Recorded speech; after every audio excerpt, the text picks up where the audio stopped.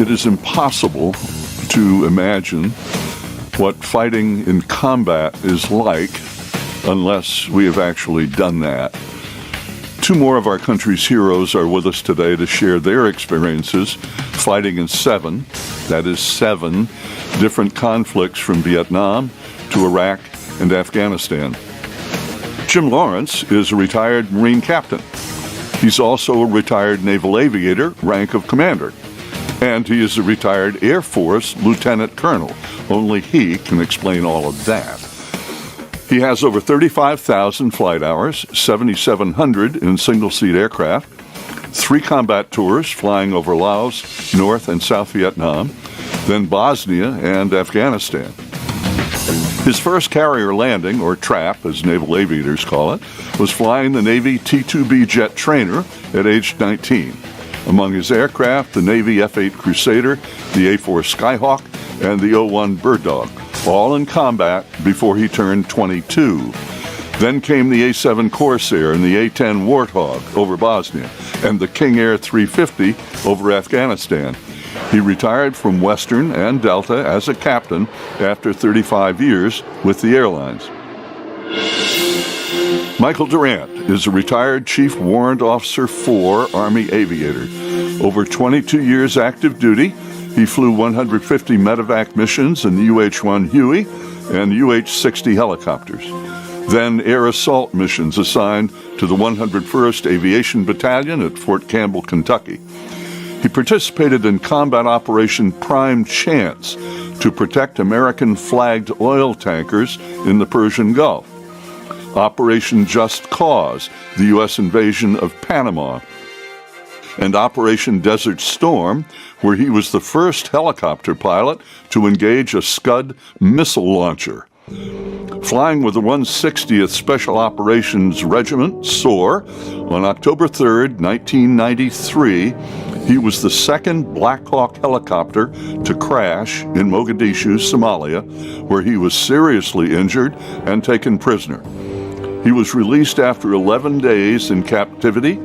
His 3 crewmates and 2 Army snipers were killed trying to fight off hostile Somalis. Durant retired with 3,700 flight hours, 1,400 of those hours on night goggles. He wrote a New York Times bestseller, In the Company of Heroes, about his career and his experiences in Somalia. In 2008, Durant was inducted into the Army Aviation Hall of Fame. Both gentlemen are highly decorated.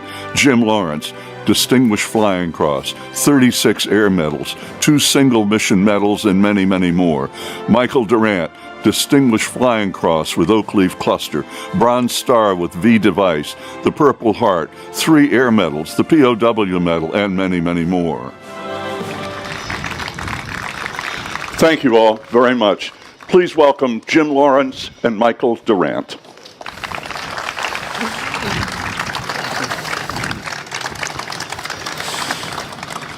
Jim. Sir? Oh, God, don't call me sir. Darn. You just heard it. You're a Marine. And I'd heard, once you're a Marine, you're always a Marine.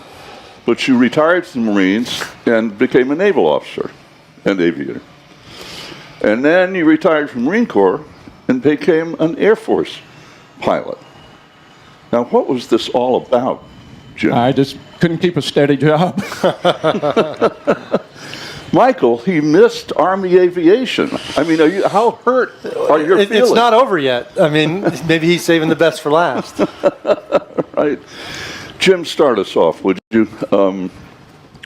In all your flying, start with, what, the A-4 in Vietnam? Yes, sir. We had, when I got my wings, we went overseas, deployed to Chu Lai, Vietnam. And I was assigned, I was a young lieutenant, 21 years old. And I was assigned to VMA 211 out of Chu Lai and was flying combat missions there. And then they asked for volunteers to go to the Bird Dog of the FAC. And being 21, I figured, what could possibly go wrong? And so I volunteered to go be a FAC. So that's how. So you went from flying A4 at 400 or 500 miles an hour to flying a bird dog at what, 90 miles an hour? On a good day. On a good day? So what does that really say about you? I mean, That I'm a really slow learner. tell me about the bird dog missions. The bird dog mission was probably one of the more rewarding because we were working with our ground troops in heavy contact, as you know, Michael certainly understands. And our mission in the bird dog was to find the bad guys, well, depending on which side you're on, and which was usually not very difficult. And we would work with our ground troops. We would then identify the targets, bring in fighters. Because we were fighter pilots, we knew the capabilities of the aircraft. We knew the ordnance because we had been doing it. And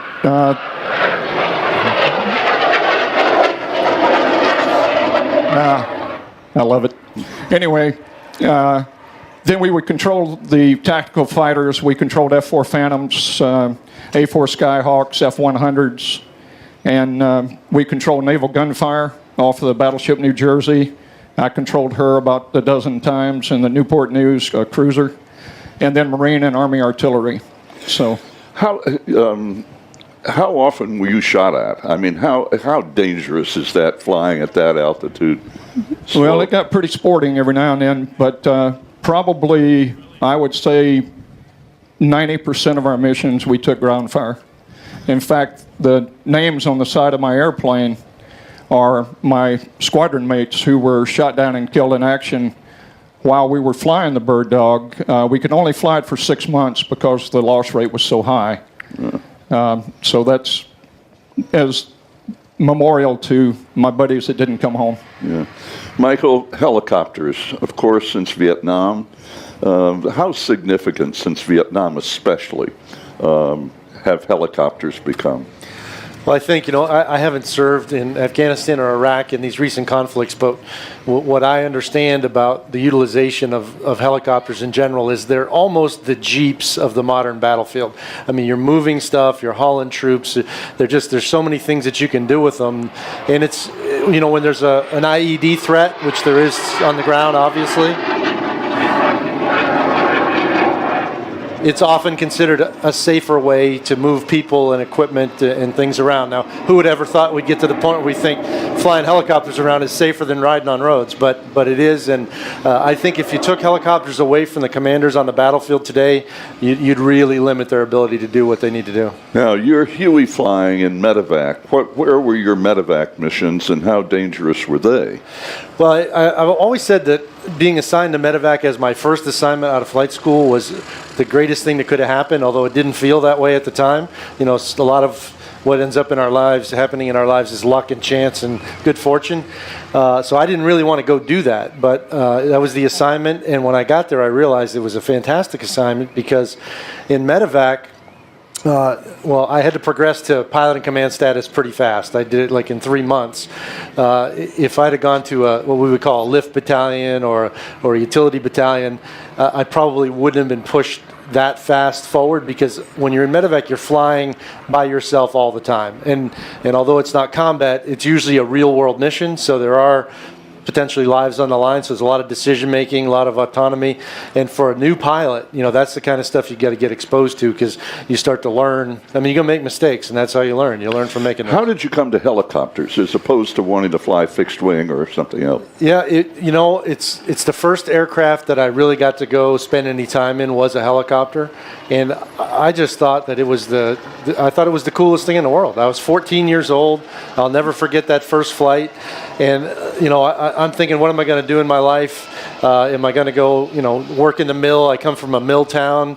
Nothing against it, but is that my career aspiration, or do I want to do what this guy's doing over here that seems to be having a blast, and he's getting paid to do it? So from that moment on, I really set that as my target. And where were you flying Medevac missions? In Korea. My Medevac assignment was in Korea, and I enjoyed it so much I extended. Normally we're there for a year, but I extended and spent 20 months there.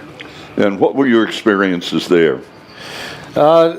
challenging but very rewarding. You know, it's pretty difficult terrain for helicopters. A lot of mountains, a lot of wires. Seoul's a big city. You got the DMZ. You know, so there's a lot of things that you're dealing with there, and don't have a lot of time to plan. You know, it's a medevac mission, so the phone rings, you got to go, and you're out the door. So as I said, it's a really good place to develop those decision-making skills and aviation skills. Physically, when the bell rings, as you just suggested, how long does it take to get a helicopter off the ground? What's the process of being able to actually fly? How long does it take? I mean, you can start it in about 3 minutes if you really want to. Now, that's, oddly enough, legacy aircraft are easier to start than current generation aircraft, because in some of the newer aircraft, you got to get things spun up and get alignments to occur, you know, with the navigation systems and all that. But in these older aircraft, push the button, advance the throttles, and go. You know, doesn't mean you haven't done all the procedures you're supposed to do, but you do those ahead of time, right, so you can get the aircraft off the ground in just a few minutes. So, Jim, Bosnia, the A-10. So you've already flown a bunch of airplanes, and you move into the A-10. Describe what it's like to fly that airplane, and why is it effective? The A-10 is truly amazing airplane in its own self. It's the premier close air support aircraft. Let me just regress for a second and say something about the dust-off Army medevac guys. When I was flying the Bird Dog and flying the A-4 in Vietnam, the Army dust-off medevac helicopter guys were some of the absolute bravest, most amazing guys that I have ever supported and watched in action. These guys would go in and pull out our wounded, Marines or Army, it didn't matter. But when Dust-Off got the call, they went in and they did it. And it was just utterly amazing, Michael, what you guys did. And well, those were my predecessors, but it sort of set the culture for medevac and certainly all Army aviation. Absolutely. The dust-off guys, well, there's children and ladies here, but they carried certain parts of their anatomy around in a wheelbarrow. I might add that the last few years, retired Army General Pat Brady, Medal of Honor recipient. And Pat was supposed to have been with us today, but his wife has some health issues. But our hope is that General Brady will be back with us next year. Yeah, I'm sorry now, back to your original question about the A-10. Fine. The A-10 is a very unique aircraft. If you listen to any of the grunts, grunts being infantry, guys on the ground, they love the A-10. It can carry a lot of ordnance, and it can stay on station a long time. It can put pressure on the target over and over again. And then with the 30-millimeter cannon that fires 70 rounds a second, we carried 1,142 bullets. And it is just the premier close air support aircraft. I know they're trying to replace it with the F-35, but it's just not the same. Yeah, what's your view of that? And it's in the media all the time about those who want to keep the airplane and those who want to get rid of it. Well, those that want to keep the airplane know what they're doing. And you talk to the infantry guys, and the only airplane, not to say that the F-16 and the F-18 aren't great airplanes, because they are. I mean, they're fantastic airplanes in their own way. But the A-10, the Warthog, is a unique aircraft specifically designed for close air support, and it can stay longer, carry more. So it's just, they're making a big mistake. The airplane's been upgraded in the cockpit to what's called a Charlie model. It's got a glass cockpit now. It's got a lightning pod so that you can designate your smart weapons on your own rather than have another aircraft do it for you. But it's just it needs to be there. So your early missions in Bosnia, tell us about the beginning for you of A-10 flying in Bosnia. Well, when we first got there, it was Operation Deny Flight. So we were flying patrols over Bosnia just basically every day. We'd fly every day over Bosnia, working with the ground troops from all over the world. And then when the Serbs bombed and shelled Sarajevo Marketplace in August of '95, that's when NATO finally got the courage to do something, and we turned into Operation Deliberate Force, which we then started flying airstrikes against the Serbs. And it was really interesting. I led one of our first strike that morning in August. And we took off at 2 o'clock in the morning after about 30 minutes of sleep, and found our tankers in a pitch black night.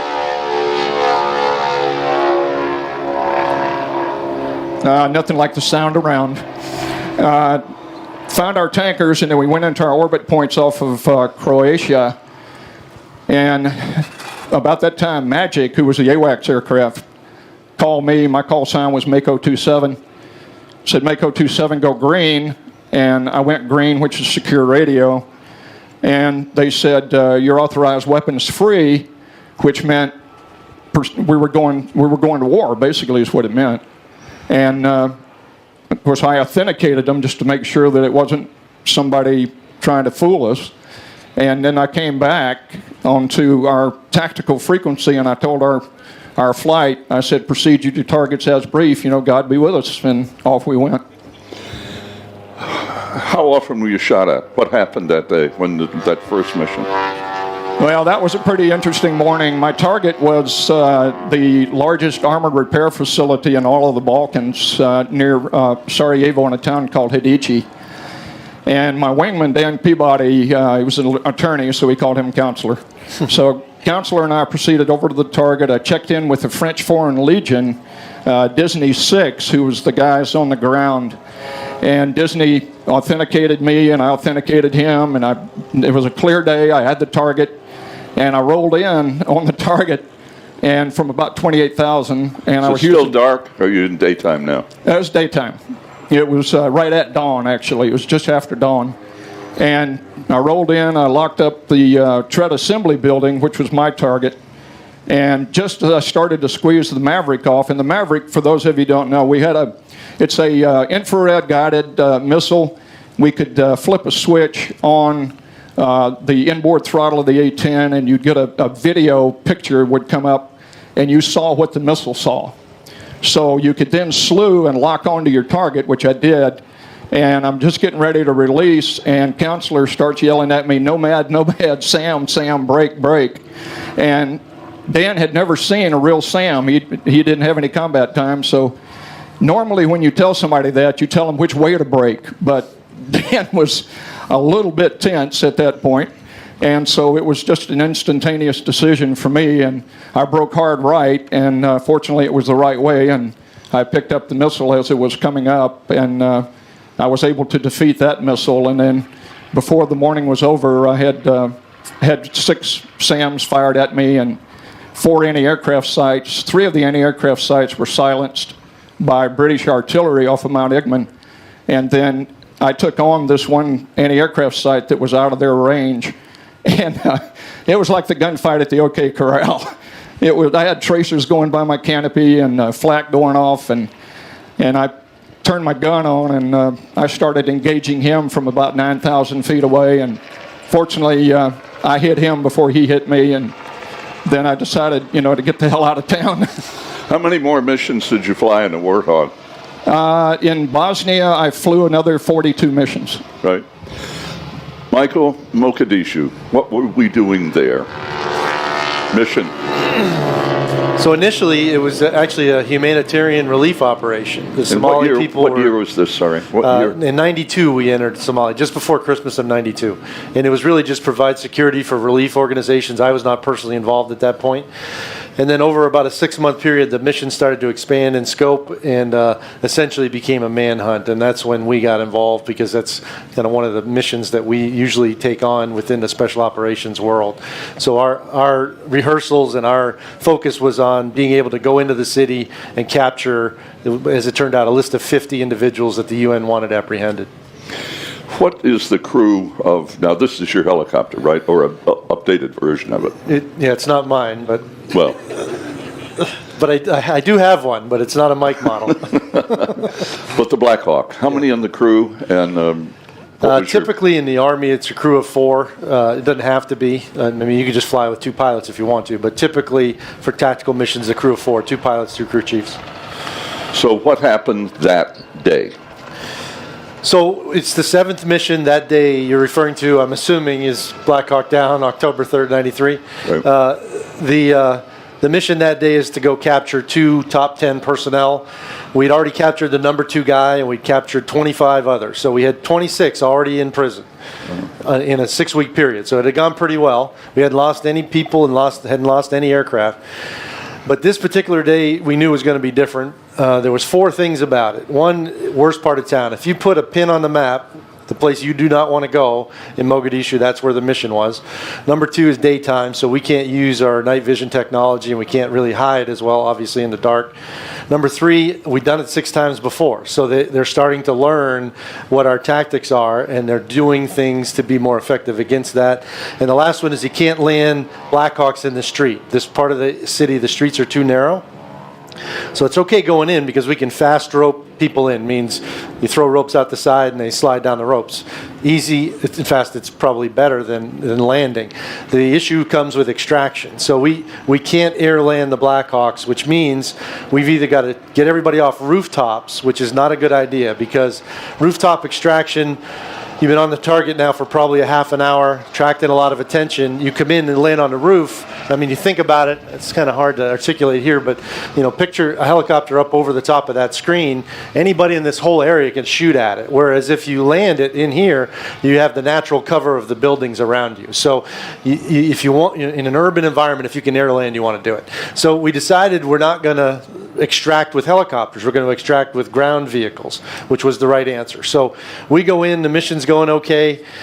Couple little things happened. We did have a Ranger fall from an aircraft, which, to most people wouldn't be a little thing, but, in the conduct of an operation like that, you just fix the problem and move on. About 40 minutes in, we lose our first aircraft, and it was Super 6-1. And how many aircraft were there? There were over 20 on the mission, and plus about 4 fixed-wing assets overhead. So, I mean, these are pretty complicated little missions. The first Black Hawk is shot down, and what they're doing is they're orbiting the target, not a 30-millimeter gun, but a gun with a high rate of fire. It's 7.62, but we could shoot 4,000 rounds a minute with it. So much more firepower than the troops on the ground have on their own. It's why they love close air support and why they like helo support, because we can bring some real firepower to the fight. So he's in tight, circling the target, and gets shot down by an RPG. So a few other things happened. We had a search and rescue bird get shot down. It went in to try to help that down crew. They get hit by an RPG. So that's when I got called in to replace that first aircraft. So when you get called in to replace somebody who just got shot down, I mean, it's not going to be a good day. And we knew that going in, but we also know the guys on the ground, they need the support. They're being pummeled and they're surrounded, and they're not going to get out of there if we don't help them suppress the enemy fire. So we roll in. We made it around about 3 times when we got hit by an RPG, and the RPG hit. That's the tail rotor on the back there. The nose, if you're not familiar with helicopters, is this pointy end over here on the left. The tail rotor keeps you from spinning. The RPG hit just underneath that big round gearbox casing that you can see right there, and it essentially blew everything off from that point up. The tail rotor left the aircraft completely, which in a Black Hawk is not a good thing. We were at low altitude, low airspeed, spun violently. The only thing you can do in that situation is shut the engines off, which is not something you really want to do either. But you have to get control of the aircraft. So we did. Ray Frank, my co-pilot, actually did it because a Black Hawk, if you get up close enough to see, the engine control levers are up overhead. They're not on the controls. So I'm flying. He's getting the engines off. And somewhere during that process, we hit the ground. And the only thing I'm trying to do is keep from flipping upside down, which I was able to do somehow. And we hit on the gear, which is the only reason I'm still here. And you mentioned, dust-off pilots from Vietnam. Not only, did they set the culture for Army aviation, them and all helo pilots in that war, but there's so many lessons learned from a technology perspective that if you parked the Huey here and you went side by side, you could talk about, Black Hawk's got 2 engines. Black Hawk's got redundant flight controls. It's got redundant electrical systems, hydraulic systems. It's got self-sealing fuel lines. All of that stuff came out of lessons learned from Vietnam, things that would have saved lives had they been in place then, that are in these airframes today. part of why I'm here. And it all works exactly as advertised. So when you hit, how many? There were 4 of you on board at the time? Yes. So when you hit, who was injured? Anyone? Oh, we were all injured very bad, yeah. I broke my, you know, even though those landing gear will strut or attenuate the crash, and the seat does the same thing. It has shock absorbers on it. We hit so hard that my right femur actually snapped off on the seat, just the pure G-forces of the impact. And then my vertebrae were crushed in my spine. Not the discs, but the actual bones themselves smashed into each other, and one compressed 30%, so the compression fracture is. So I had pretty serious injuries, and then obviously was unconscious for probably 5 minutes. How quickly were you surrounded? Well, onesie, twosie Somalis started coming in right away, but 2 Delta Force commandos, Randy Shughart and Gary Gordon, were overhead, and they saw that something had to be done or we're going to be lost, and they volunteered to go in. And I don't think you can ever fully appreciate the significance of that act. You're looking down, I often ask myself, if I was in their shoes, would I have done that? You know, it's hard to, you don't know, there's no way to know. But they did, and not only did they volunteer, but they were told no initially. And then finally, one of them got on the radio directly to the command center and said, if you don't let us go in, these guys are gone. And they were given permission, they dropped off, and they came up alongside. How did they get down? Super 6-2, another Black Hawk, got as close as they could, and Gary and Randy maneuvered on the ground to finally get to our site. Did they rope down? Or? I think they jumped. I think they were able to get down to about 8 feet, and they jumped out. Right. Now, they came to your protection, right? Right. And what happened then? So they arrived on the side of the aircraft, and I knew them, so I'm thinking somehow there's a rescue force here, this is over. Not knowing it's just 2 guys, and that's the next reinforcements don't get there for 8 hours. So we were on our own for the long haul. Didn't know it, so I'm optimistic at this point.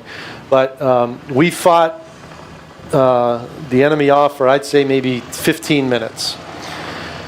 Gary Gordon goes down first. Randy then comes back around, and I think at that point, it's just me and Randy. I don't think anybody else is left.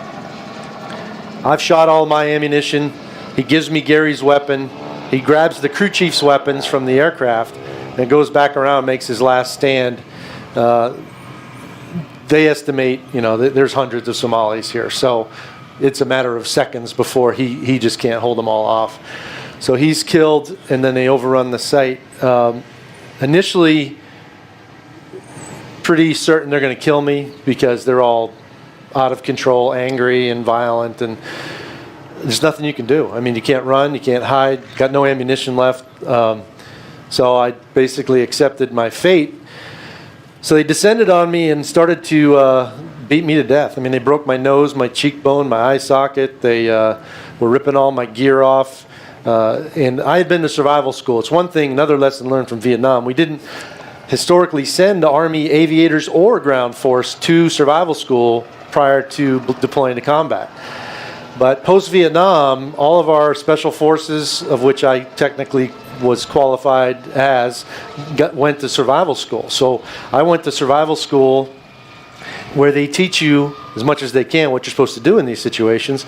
And they basically tell you, you know, make the best of it. Don't make it any worse than it already is. So I essentially did my best to just roll with the punches and not antagonize them anymore. They realized I had value as a prisoner, stopped the madness, fired shots in the air, got control of the mob, and brought me into captivity. And what happened in captivity? Well, it's no picnic either. You know, they teach us in survival school, it doesn't matter how hungry, tired, thirsty you are, evasion is way better than captivity. And it is, but captivity is better than death, I guess. So I was shot in captivity on the next day. They didn't care about my injuries. They were throwing me around like you know, no litter, nothing, just throwing me in cars. My femur went out the backside of my leg at some point in that process. They did a video interrogation, which most people recognize when they see it. Aired on international television. But over time, doing some of the things they taught me in survival school, they began to be more, I don't want to say kind, but not as hostile. And it got to the point where I don't think, even if their orders were to kill me in the event of a rescue attempt, I'm not sure they would have, because they just kind of got to know me, you know, and developed almost a relationship with me, because I mean, you spend 11 days with somebody 24/7. I guess they become human to you if they weren't in the beginning. To what extent do you think they were already in the process of negotiating or trying to take advantage of the fact that you were captured? Well, I don't really think they had a plan. It didn't seem like they had a plan initially. It seemed somewhat chaotic. And then when they made the video and it aired, obviously everybody knew that I was in captivity. But then the president sent the former ambassador, a gentleman named Robert Oakley, who the Somalis really... President of the United States. The president of the U.S. sent Robert Oakley to Somalia. And the Somalis really liked Robert Oakley. I've always said, if we had 1,000 Robert Oakleys out there in the world, we wouldn't have half the trouble we have, because he was a great statesman, he was a straight shooter, they trusted him, and he met with them and he said, you got two choices. And I heard him tell this story to me more than once. He said, I told him you could keep him in captivity or you can let him go. If you keep him, sooner or later we're going to figure out where he is and we're going to come rescue him. And when we do, we're coming with everything we got. And there was, you know, AC-130s and fighters and carrier battle group all had been brought in to put this bonfire out now. And he had credibility, so when he said that, the Somalis said, I think the best course of action is let him go. And within 48 hours, they let me go. Wow. Thanks.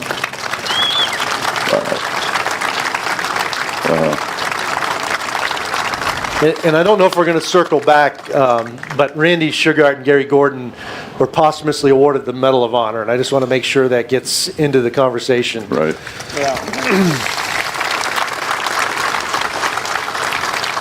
Yeah, that goes back to what you described about the decision that they made in, you know, countering their commanders and said, no, we're going. You know, Jim, back to you in Afghanistan. You've covered from Vietnam to Afghanistan. What was your mission over Afghanistan? What were you flying? Well, at that point in time, I was already retired from the military, and I got a phone call one day, and they asked me if I would be willing to volunteer to go fly MC-12Rs, which is your King Air 350 turboprop, and fly reconnaissance. And I was actually attached to the 101st Airborne, so I actually did make it to the Army. I told you. Yeah, best was last. Made your day, right? Yeah, that was it. And but our mission was highly classified, obviously. Most of the time I worked with a SEAL or Delta Force, working all the equipment in the back that was very sensitive. And our mission was to recon and basically identify and locate guys that were being sought after. And we pretty well covered all of Afghanistan.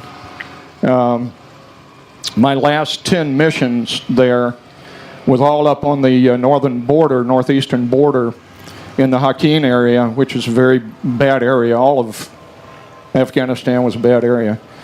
And my last 10 missions, like I said, were there, and the data that we were gathering was being sent. And when I got home, about 2 weeks after I got home, they announced that they had taken out 24 of the top Taliban leaders, and it was exactly where I was. Wow. So, but that was it. It was reconnaissance.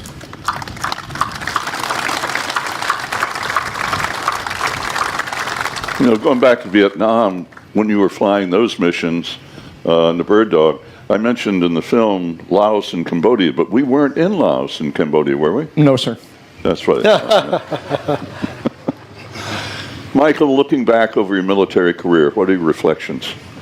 I think the people that you work with, you're not going to hear a different answer from anybody that's ever been in uniform. Yeah, they're great machines, and it's a great mission, and you know, there's a lot of elements to it that you have fond memories of, but it's the people, no question. Jim? Totally agree. Yeah. Yeah, the one thing I think I miss the most, and Michael's probably share this is I miss the camaraderie of the squadron and the guys that you fly side by side with. You know, they're like your brothers. And by the way, after we finish our part of the program here, and in a few minutes with a walk around the airplanes, Michael's going to be in the bookstore to sign copies of his In the Company of Heroes book. So he'll be there just a little bit later. Questions from the floor? Questions? Anybody? Thinking? Anybody? There we go. There's yes, sir.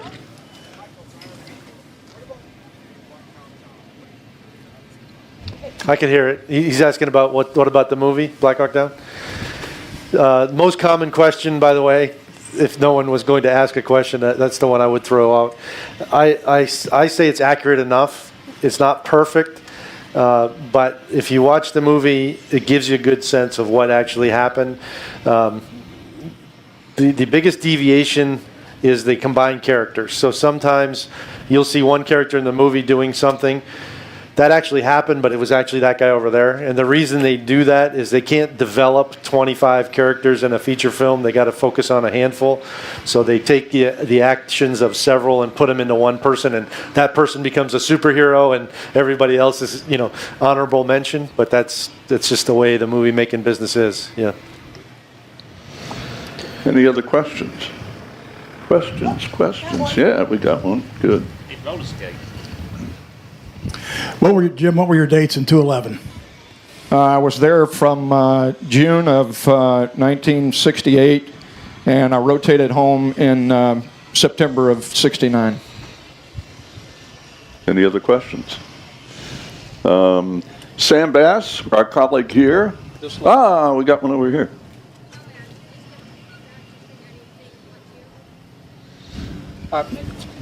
We'll get it. No matter if you could go back and change anything, would you? What would you change if you could go back and change anything in your career? One of the, and it's a very long story that I won't bore you with, but one of the names on the side of that airplane is Lieutenant Jim Reese, who was a very dear friend of mine. And he was a hooch mate. His bunk was next to mine. And Jim had a few libations the night before. And anyway, long story short, I went down to ops and said I want to take Reese's mission and he can fly mine later. And I was just getting up when Jim woke up and he said, "Where are you going?" And I said, "Well, I'm gonna fly your mission. You go ahead and get some sleep." I said, "The weather's really lousy anyway." And he said, No, I'll get my, I'll fly my mission." And I said, "Well, you dummy, just go back to sleep. I've already got it all set up." And well, anyway, he got up and got dressed. I said, "Well, I'll at least have breakfast with you." And I went down and had breakfast with him. And I was scheduled to relieve him a little later.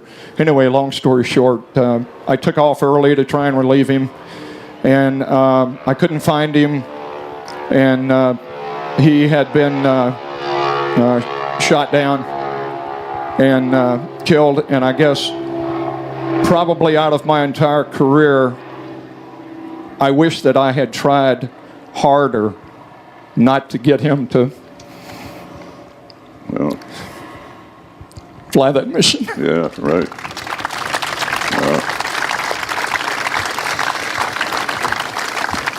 Michael, any thoughts on the same subject? Well, if you're talking about things you can control, I would say no. If you're talking about things you can't control, then obviously I would change the fact that, some folks didn't come home. That would be the thing that I would change. But I'd do it all over again in a heartbeat.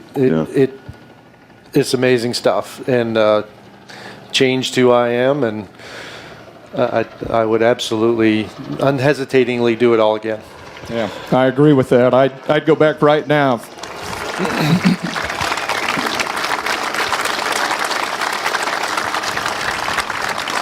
If there's any spirit, and there are many spirits here at EAA, this seems to be the predominant one of people who have decided it's important to use their lives to protect our freedoms, make our country better, and like you just heard, they would go back and do it again. So, gentlemen, thank you both very much. Thank you, Dave. Welcome.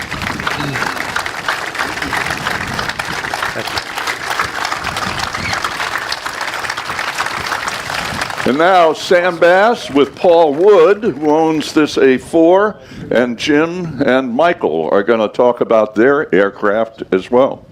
So we can start out with Jim. Jim, let's start with your airplane because this is the furthest one away. And just tell me a little bit about the specs on the airplane. Well, the Bird Dog, it's obviously a reconnaissance aircraft. It's very slow. But it has a 213 horsepower Continental engine in it. It has about, on a good day, about 4.5 hours endurance. It's unarmed, although we carried Willie Pete rockets to mark our targets with, and actually flew with the windows open so we could hear them shooting at us. And then I'd shoot back with an AK-47 and then throw hand grenades out the window at them, which surprised a lot of North Vietnamese. And it's a good, solid airplane. It flies well once you get it in the air. The biggest boo-boo about this airplane, or the biggest challenge about this airplane, is landing it. It only weighs about 2,400 pounds gross weight, and so it sometimes can kind of get away from you. And it has a history of being ground loopable, which means the airplane kind of turns around on you, and that's about it. It's a very dependable airplane. You only cruise about it. If you see 120, that's a good day. And other than that, lands about 70 miles an hour, takes off at about 50, and other than that, that's Bird Dog. Well, you mentioned that you had a 6-month tour because there were so many losses. How many airplanes did you figure you lost in the Vietnamese war in Southeast Asia? Our squadron alone lost 6 aircraft, 6 Bird Dogs. And there was almost 500 total lost. Total over 500, counting the Air Force and the Army Bird Dogs. Okay, now you mentioned the hard points on there. You really didn't, other than the AK-47, that was the only thing you had that you could shoot back with, right? That was it, yes, sir. Now, were they kind of reluctant to shoot at you because they knew that if you saw where they were shooting, you were going to sick the big boys down on them, right? Yes, sir. They knew that we had friends in high places, and they would only open up on us, like you said, if they knew that we had spotted them, and then they'd do everything they could to bring us down. Now, you didn't fly in the Ravens, but you had some interconnection with the Ravens. Could you just talk a little bit about that? What they did the Ravens were an amazing bunch of guys. They were on the Air Force called the Steve Canyon program, and it was all, super secret in Laos, and I had a couple of really good buddies. We weren't in Laos, were we? No, sir, we weren't. I had a couple of good buddies that were Ravens, and when I was flying the A4, I flew a number of missions over there where the Ravens were our control our facts. Okay, now the significance of your paint scheme on here. This aircraft is identical to the one that I flew in Vietnam. It's in the same markings as my squadron, VMO 6, Marine Observation Squadron 6. And 41 is actually the tail number of one of the airplanes that I actually flew. And it kind of corresponds, our call sign was Fingerprint, and I was Fingerprint 41. Well, let me ask you this. Of course, you've got all this vast experience in the different services. What does it mean to you when you fly this airplane to these air shows and the veterans come up and they look at this thing and they're very nostalgic about it? It is a wonderful thing to see the veterans come up and they say, you know what, this airplane saved my bacon. And either that or I have young people come up that want to know, well, what did you do with this airplane? And they don't really understand. But it still is a reminder of the sacrifices that were made. And I think that's important. Like Paul has the A4, and Michael has the Black Hawk and the Bird Dog and all of the warbirds that are here that, it's just freedom ain't free, folks. And I don't care what anybody says. It's a price that has to be paid. And a lot of people are forgetting that. Well, thank you for your information on this one here. And this is Paul's airplane here, and this is Paul Wood. And Paul is the founder of the Warbird Heritage Foundation in Waukegan, Wisconsin. He flies the F-86, the A-4, L-39, and the T-2 Buckeye of jets. He flies some other airplanes also. And this is his airplane, and I'd like for both of you to stand here. Get Jim over here also, because we'll talk about Jim flying it in combat. And tell us a little bit about your airplanes for the specifications on it.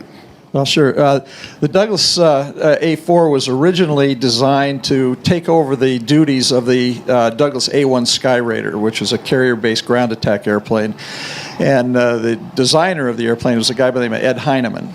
And so his idea was to design a very light, very nimble airplane that could be launched off carriers and have a predominant role in ground attack and drop bombs and fire rockets on ground attack targets. And it ended up being a phenomenal airplane. It had lots of nicknames: the Bantam Bomber, the Scooter, and Heinemann's Hot Rod. And it's a testament to the maneuverability of the airplane that it got all these nicknames. But I think it is supposed to have dropped more bombs in North Vietnam than any Navy carrier-based airplane in the course of the war. Is that right? That's true. Yeah. So.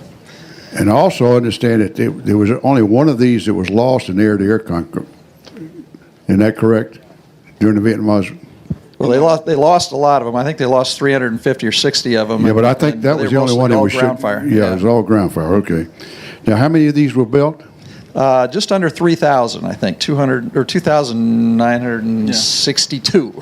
Well, how many are you still flying now? In civilian hands, there are 2 single-seaters, and then there, I think, are 4 TA-4s in civilian hands. Then there are some government contractors that have A-4s that are still doing red air support out of Nellis or training JTACs and things like that, but they're on DoD contracts. So civilian owners, there's only just a handful. Now, this is in Navy livery, but the Marines also flew this airplane, right? Correct. Yeah. So now, how many squadrons did you have of Marines? Do you remember? The Marine Corps had about, probably at the time, 10 squadrons. Okay. How about the armament on it? Well, it had, I think, 3 hard points, but you probably tell a little bit more about the armaments, I think, than I could. Well, the Charlie model and the Bravo models had 3 hard points on it. The Echo model that I flew in Vietnam had 5. And most of the time, depending on the missions we were fragged for, you'd carry 500-pound bombs, which could either be a snake eye, which is a retard bomb that gives you time to get separation from the explosion. It's delivered at a very high rate of speed at a very low altitude, much more precise than dropping dumb bomb. It's a dumb bomb. Right. Or you'd fly the 500-pounders with the slicks, or we'd carry Zuni rockets or napalm. And we had the 20-millimeter cannons. And it would carry almost half the load of the B-17 would in the Second World War. It actually carry more than the B-17. Yeah. More than a B-17? Yeah, it'd carry about twice as much as a B-17. Okay, good. So I had heard that before, but somebody said half, and I thought, well, that's a little strange. No, it was about twice the amount. now tell me about this. Could be used also for a tanker, and it's kind of amazing that a little airplane like this can be a tanker. Yeah, I think they put a buddy store on the centerline pylon, right? And so if they needed a tank, they could send someone up with, I don't know how large the tank was. About 375 gallons, and it had a drogue system, which is, how the Navy Marines, we refueled with the probe there. Right. And, yeah, we had tankers that would, go up and refuel birds coming back. Most of the time in Vietnam, we had KC-130s as tanker aircraft that we go plug into. All right, Paul, now, this is in the Navy livery. Tell me the significance of this particular paint scheme and Lieutenant Schwartz's name is on the side. Sure, absolutely. Well, as we talked about earlier, the A-4 was a ground attack airplane, and it was never really originally designed for any air-to-air combat, although in later versions they used a lot. The A-4s a lot in air-to-air. But at the time, Lieutenant Commander T.R. Schwartz was flying off the Bonhomme Richard, and he was in Yankee Station, and he was part of what's called an Iron Hand mission, which was flak suppression in front of a major strike. And he was loaded up with 5-inch Zuni rockets under the rails, And interestingly, he had no 20 millimeter ammunition because he was restricted on weight. So his job was to go in and find flak sites, roll in on them, take the flak sites out ahead of the main strike force, and then come back home. And he didn't have any bullets because he wanted to save weight for takeoff. So he was rolling in on his first flak site, and his wingman said, "Hey, TR, you got MiGs left 7 o'clock." And so he rolled off his target and came around behind the MiGs and fired off all his 5-inch Zuni unguided rockets and shot down a MiG. And so he's credited with the only air-to-air kill by an A-4 in all of Vietnam. And so we put, I mean, it was just, these are dumb rockets that just, go like that. They're meant to be unguided air to ground, and he actually got lucky and hit one. And so he's got the only kill air to air in Vietnam. So we're honoring him with his paint scheme. But I'll ask you the same question I asked Jim. What does it mean to you to bring this airplane to these air shows and let these veterans see this airplane? And many times it's the first time they've seen it since they've they're out of combat. Yeah, well, our museum has about 12 airplanes right now, the A-4 being one of them, and our whole objective is to fly these airplanes and take them to air shows so that people who maybe did not serve in the military can not only see them, but hear them and smell them and see the smoke and hear the sounds and watch how fast they are and that sort of thing. And it's just our way of honoring the veterans who served and the heroes, both men and women in the military that flew and maintained these things to just keep our country free. And I think that's something that I want to do and all the people affiliated with our museum want to do. And we're very active about it. And it's a way to pay tribute to these great heroes. So.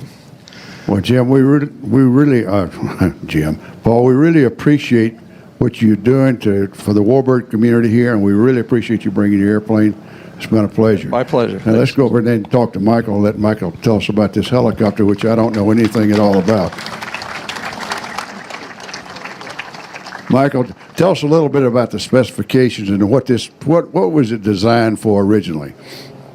So, A lot of memories with this airplane. It should be still on? Okay. Yeah, okay. So this particular Black Hawk is a UH-60 Mike model, which is the newest one that the Army has fielded.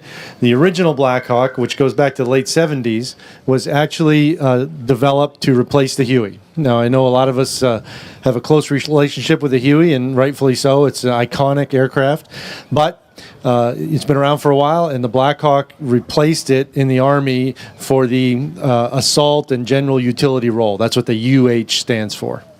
Okay, and you said they took a lot of lessons from Vietnam about redundancy and that sort of thing. Is that correct? Absolutely. Could you get into that just a little bit? Sure. So you can see from where you sit that there's two engines, so that's the first difference. There are two twin-engine Hueys, but most of them out there in the world are single-engine, so that's obviously an improvement. This thing's got, as I mentioned earlier, 2 hydraulic systems. It's got 2 electrical systems. It's got the crash attenuation of the landing gear. If I could remember my operator's manual, I would know exactly the feet per second that this will attenuate, but I don't remember. But you can hit pretty hard, and the landing gear will absorb the impact. It has self-sealing fuel lines. One of the major contributors to loss of life in the Vietnam era design was post-crash fires. You got people who are hurt, they can't get out of the bird, and the aircraft catches on fire. These aircraft are designed, the fuel lines break away, there's no fuel spillage. So when I regain consciousness, it's like somebody shut the aircraft down because the fuel lines all broke off, but the fuel didn't leak anywhere. So that one feature saved my life right there. So all those things come out of lessons learned. You got ballistic fuel tanks in this aircraft. What else you got? Obviously, some of the more recent design changes. This particular version has a digital moving map. It has integrated communications, some additional things that are more, I would say, enhancements for the task of flying the thing, not moving the sticks, but getting where you need to go. But in terms of the real kind of nuts and bolts, big improvements, I think I hit the highlights. It obviously it's faster, carries more weight. What's the max sling on these now? 8,000 or 10,000? 9,000. So you can put 9,000 pounds on the hook. A Huey, I think, was 4. So, huge improvements there. And that's all driven by ground force requirements. When the Huey was flying, you're hauling a Jeep around. With this thing, you're hauling a Humvee around, which is pushing $8,000 with stuff in it. So you've got to improve your air capability to support changes that occur with the ground force. Now, what kind of armament do you have on this thing? So the normal Black Hawk, again, it was designed as a utility helicopter, but it is a multi-role helicopter if you want to use it that way. So an assault Black Hawk will have door guns mounted here that the crew chief or door gunner will utilize during infiltrations and exfiltrations or whenever other times are needed. I had a very good fortune to be in special operations where we had the latitude to do some other stuff. So going all the way back to the late 80s, we armed ours into an attack helicopter configuration. So we modified the minigun mounts to where they were fixed forward. So we end up with a gun that is pointing forward, basically right here, one on each side, and each of those fires up to 4,000 rounds at 7.62. We put 30 millimeters on wings. These hard points here, you can mount wings. We put the same gun that's on the Apache. The Apache has a nose 30 millimeter. Right. We put 30 millimeters on the wings. The beauty of this is we could put 2 of them. So we could put a 30 on each side and the same magazine that the Apache has inside feeding them. I don't remember. I think it's 1,100 rounds per magazine. Not as big as that A-10 30 millimeter. That 30 millimeter in an A-10 is a giant round, but ballistically it's a 30 millimeter round. We also put Hellfire missiles on it. So you could put, if you wanted to, 16 Hellfire missiles on this thing. In fact, I personally fired the first Hellfire off a Black Hawk out in Nevada back in the late 80s. Again, there's just so many things you can do with it. We put rocket pods on it. Rocket pods have 19 shots each. You got 4 stations, so you're talking 4 19-shot rocket pods if you want to, or any of those combinations in between. Usually we would go 30 on one side, rocket pod on the other side, and then the 2 miniguns fixed forward for attack helicopter configuration. Now, when you went on a mission, how long would you be up? So the other thing that we did is added internal auxiliary tanks. So this aircraft's probably got about 2 hours and 20 minutes of endurance at normal operating speed and weight. We put a whole nother set of fuel tanks inside to basically double that. So we could go 4 hours and 20 if we wanted to. We actually had a configuration where there were 6 of them in there, and you could fly up to maybe 8, 9 hours without refueling. But that's all you're doing is hauling gas. At that point, you're not hauling anything else. Now, with all of these guns and the rockets that you had on there in the Special Forces, were you firing all the guns, or did you have somebody, the co-pilot or whatever? No, we're firing them all from the right side, didn't you? Either right one. seat? You could sit left seat or right seat. Yeah. So we're doing the flying and the shooting. Okay. And then the other thing, you're talking about fuel. We put refuel probes on the front of ours. It's not. It looks just like that on the end, but it's much bigger and longer because we got to get out beyond the radius of these rotor blades. So in a Black Hawk, the refuel probe actually extends. It sits in a fixed position where it's probably about, 4 or 6 feet sticking out, and then when you're ready to use it, it extends another, probably 6 feet to get out near the end of the rotor blades, and then we follow C-130s because with the Drogan probe. Correct, because only the C-130 is slow enough to get to speed where we can keep up with it. You can't do it off like a KC-135 or a KC-10. And I imagine with the weather bad, that's kind of dicey, isn't it? It's actually diciest on a nice sunny afternoon, because what happens on nice sunny afternoons out there in airspace? Turbulence. Yeah. And you're trying to get in tight with this drogue that's doing this. It actually has to come in under the rotor blade tips. So you're trying to, and you can't just sneak up on it. You gotta strike it. Right. And on those sunny afternoons when it's really bumpy, it's very difficult to do it. It's a lot easier at night or when the weather's a little more stable. Is there anything else you'd like to add on this, being I don't know anything about helicopters? Well, I think the folks that fly it are going to tell you this is the greatest helicopter ever been built. I mean, these things have been around for 30 years now. They're probably going to be around for 30 more. It is an absolutely fantastic machine. It was designed right in the beginning. We've made incremental improvements all the way that keep making this thing better. Guys that fly the Mike model, I'm sure would tell you, it's got some great enhancements that they really like over the earlier versions of the aircraft. And It's highly reliable. In the times that I was operational, I can think of maybe only 2 times when I went out there to launch and was not able to take off because of an aircraft malfunction. So, fantastic machine. Michael, thank you. I admire you greatly.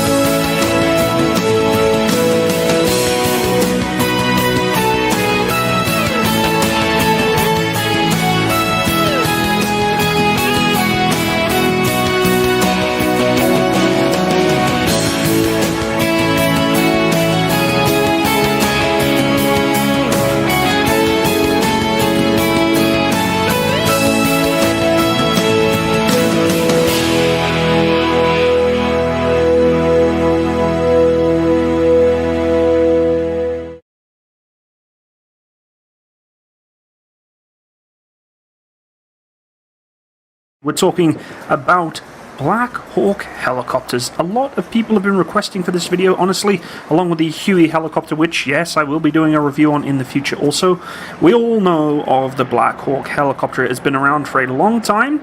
It is featured in some fairly, prominent movies, including, obviously, Black Hawk Down, which is literally one of my favorite war movies, and some of you will probably be in the comment section screaming at your keyboards, telling me that it's the worst movie ever, whatever else you want to say, or maybe you agree with me, but the helicopter itself is still an iconic piece of American aviation, and today I would really like to thank everyone who has served on it, because this is quite a prominent aircraft for both Medevac and CASEVAC, and I know for myself, I have known people who have been injured or, have unfortunately been lost in service being recovered by these aircraft in Afghanistan. So to those who have served on them or continue to serve on them, thank you so much.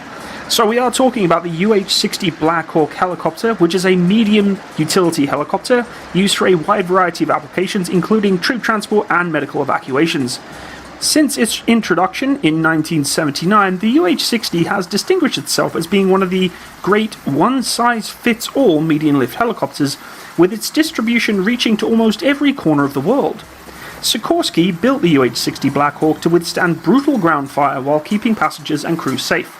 According to the US Army, the Black Hawk was developed due to the Army's requirement in 1972 for a simple, robust, and reliable utility helicopter system to satisfy projected air mobile requirements around the world.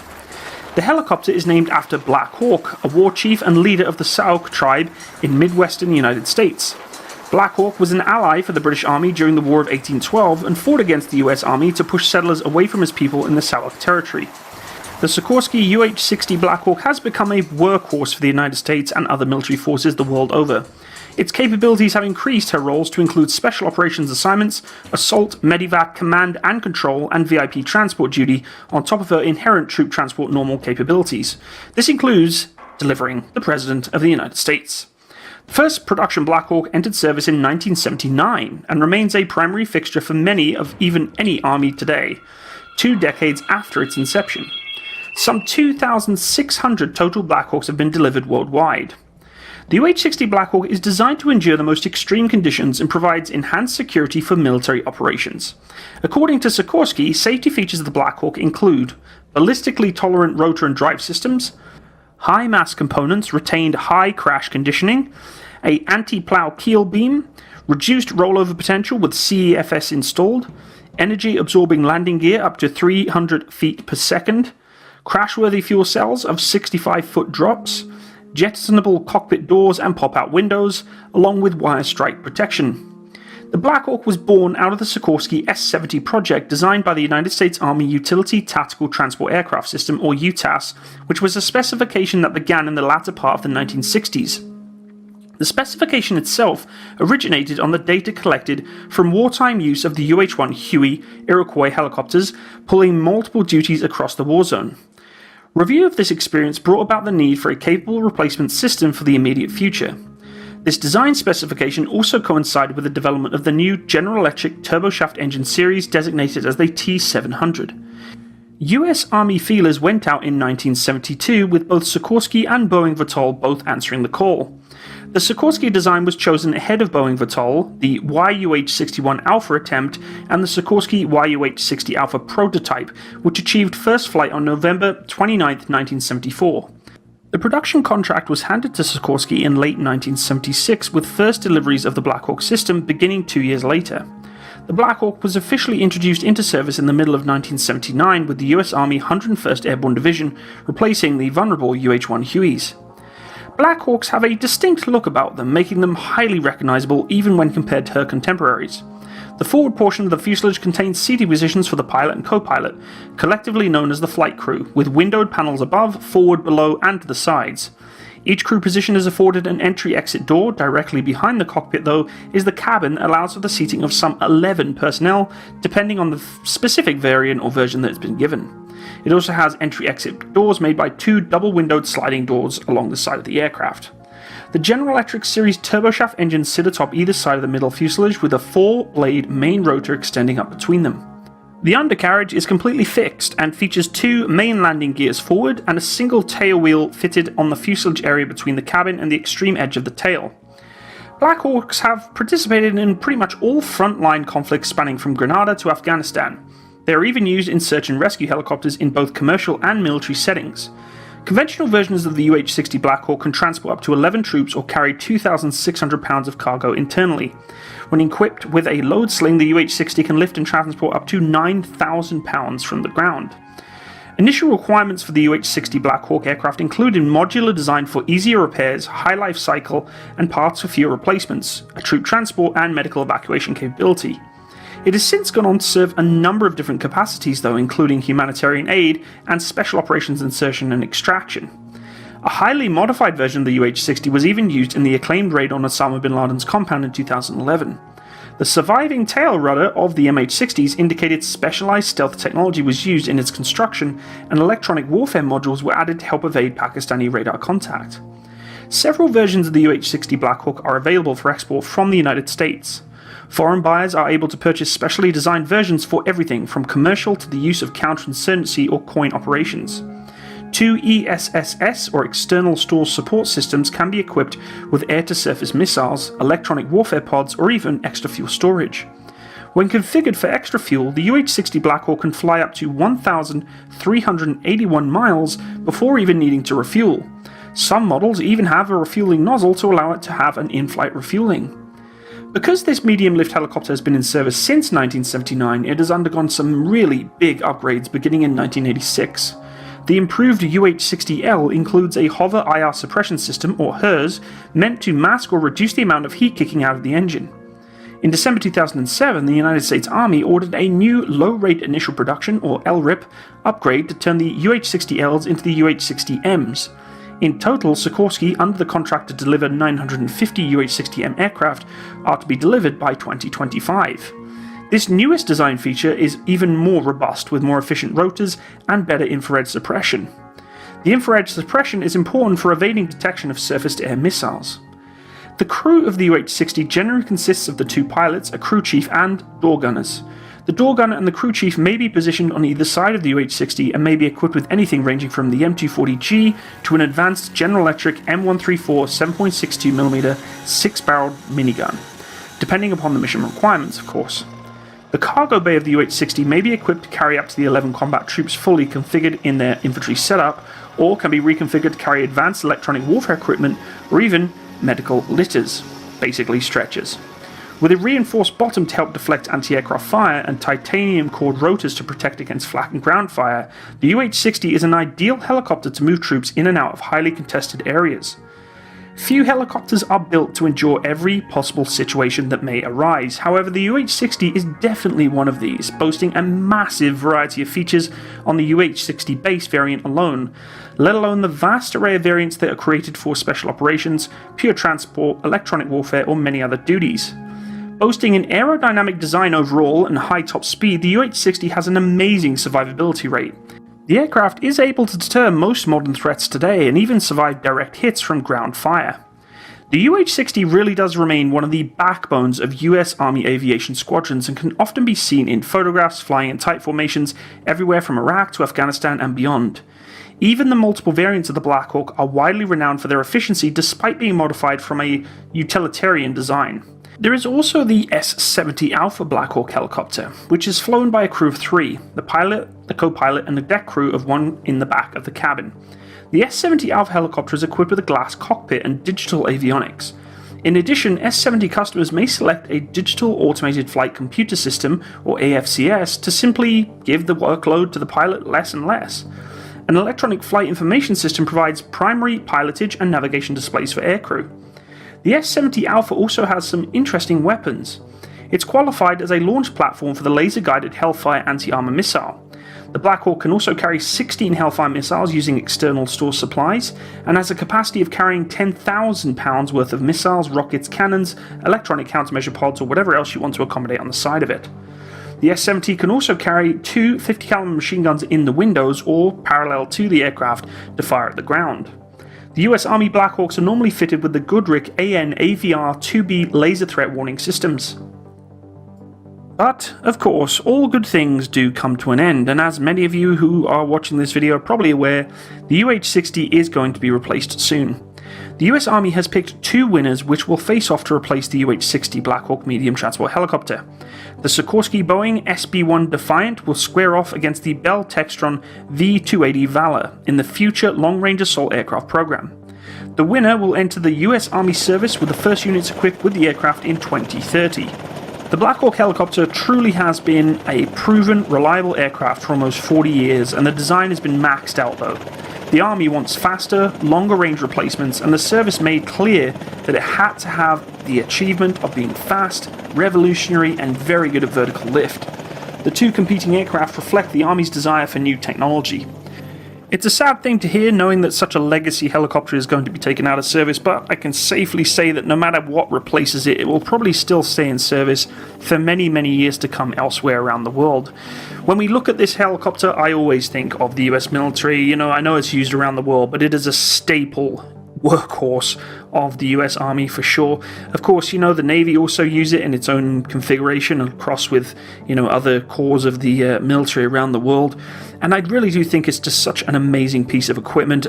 The fact that it can be so modular, updated and upgraded to meet just about any challenge that whatever military is using it puts it up against is really, really impressive.